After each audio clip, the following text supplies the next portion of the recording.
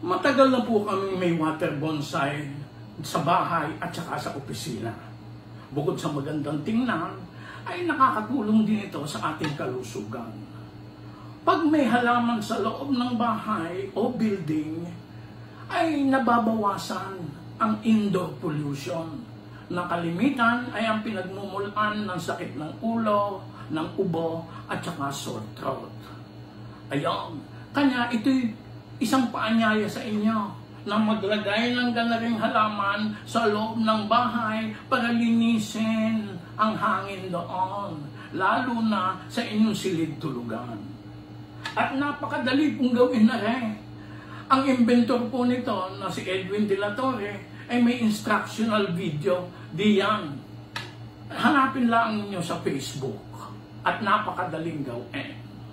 Pwede rin itong gawin nating palipas oras habang narito pa tayo sa quarantine, hindi pa tayo makalabas. O pwede rin isuggest ninyo sa inyong barangay, sa inyong neighborhood association o mga samahan na gumawa nito para kumita naman. Pwede rin.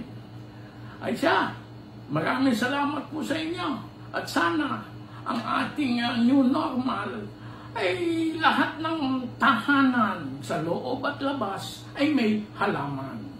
Tulong sa ating kalusugan, tulong sa ating kalikasan.